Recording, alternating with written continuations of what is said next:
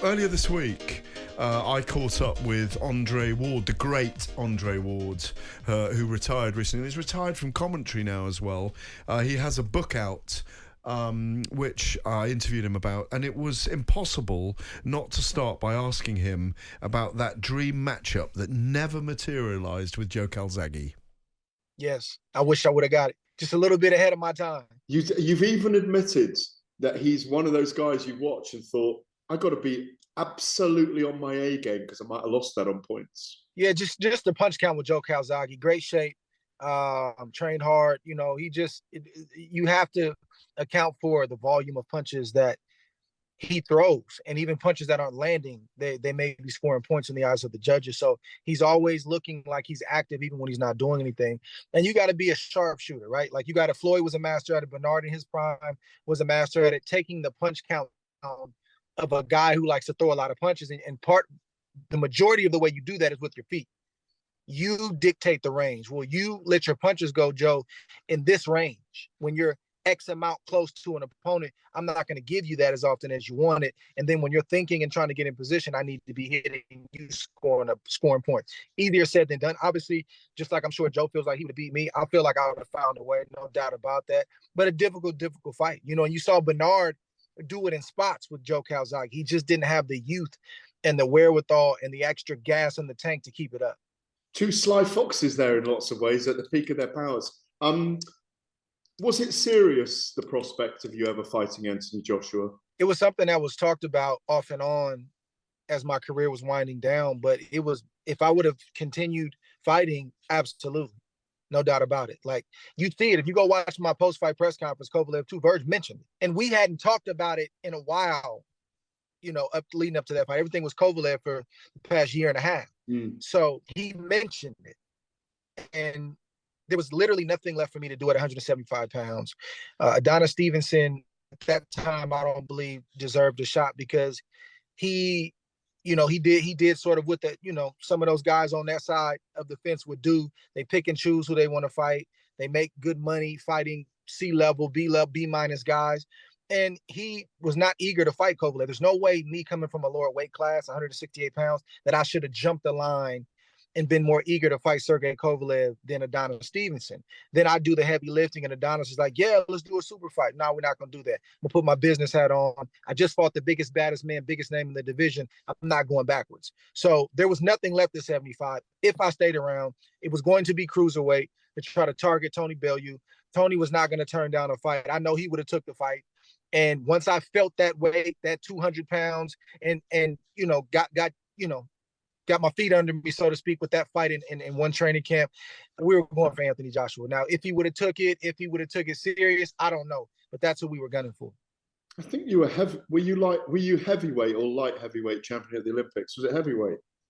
Light heavy. It was 175. It was 175. Yeah. But that's what people don't understand. I've seen casuals sort of react to that comment, and this is no disrespect to Anthony Joshua, but I just feel the way I feel about it.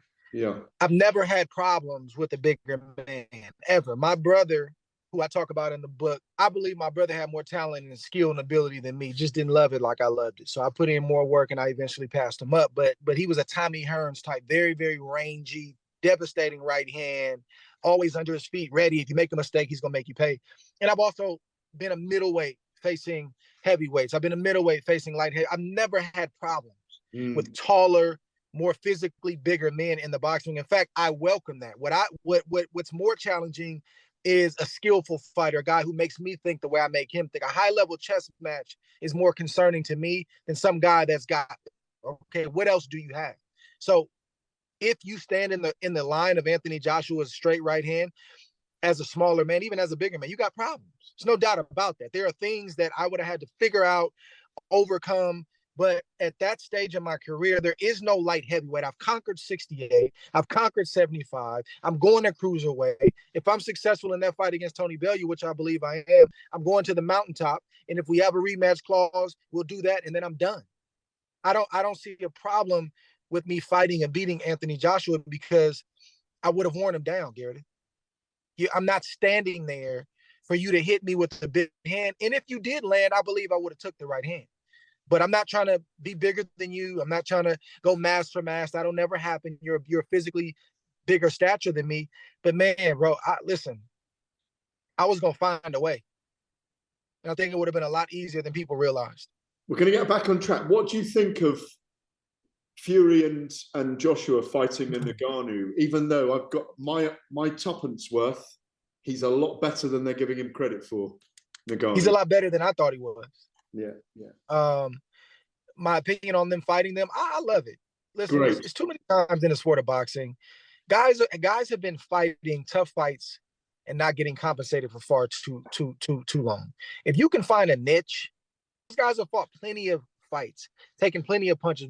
We need another tough fight. We'll get the tough fight, but if they have an interim fight like that, something fun in the Middle East or wherever they may hold it, and they can make tens of millions, man, go get your money, have fun, enjoy it, and then get back on track after the fight. So it's just fans and media sometimes they're never satisfied, Garrett. These guys are not robots. They are thinkers and more business savvy than they've ever been.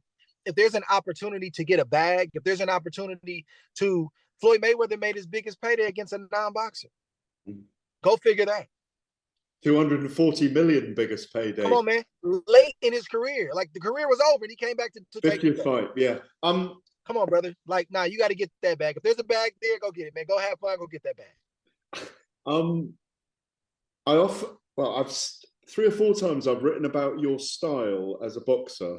It's very hard to describe Andre Ward's style because he tends to mirror his opponents and then pick them apart. Is that fair? Yeah, I'm at times I'm doing that, and at other times I'm what the opponent doesn't want me to be. Oh, you want to stay outside? We're gonna go inside. Oh, you're pretty good inside, so I'm gonna pick my spots inside, but I'm gonna make you use your feet and come to me, or I'm gonna turn you. There's so much going on in my brain. A lot that it's like that you've got kind of very like water style, you know. I'm formless. I'm what I need to be. There's not a person on the planet that can accurately pinpoint my style. There is no name, there is no title for the style that I used.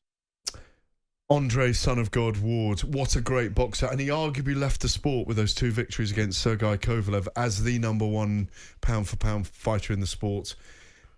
Like Bruce Lee said, be like water. And Andre Ward didn't have a style. He unlocked other people's. What do you make of that, though, Spencer Oliver? Biggest fanboy in the world of Anthony Joshua. I'm just teasing you. He deserves it at the moment. He deserves a great deal of fanboying. What would have happened...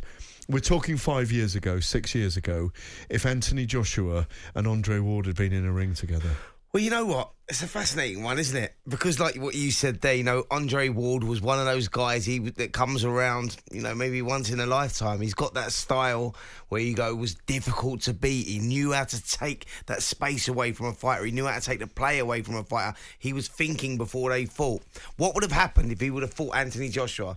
Joshua was too big for him. He would have been too big. You know, I know he talks about, you know, he would have found a way. If Joshua got through, he would have taken the shot. Trust me, he wouldn't have taken the shot because we're talking, you know, super middle, and then he went up to light heavyweight. He was talking fascinatingly about moving up to Bellew's weight, cruiserweight, taking on Bellew, and just sort of so adapting and adjusting to the weight and getting nearer to the heavyweight division. But no, he would have been too small for that. But he was a great fighter, one of the best. He was pound for pound the best fighter at that time. He beat a dangerous Kovalev. You know, that was a very dangerous Kovalev. Well, he was at down that time. early in that absolutely, first fight. Yeah, absolutely. I was at both of those. It was a great double header, and he broke Kovalev really in that second fight. Yes, he went low at times in that second fight, but as we saw in the Super Sixes when he beat Carl Froch, he was prepared to be hard. He's very hard in the Kessler fight.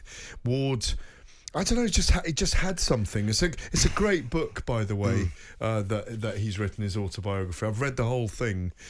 I've got to ask you, because he spoke in glowing terms of Joe Calzaghe there. That would have been an amazing fight as well, wouldn't it? Great Calzaghe fight against Ward.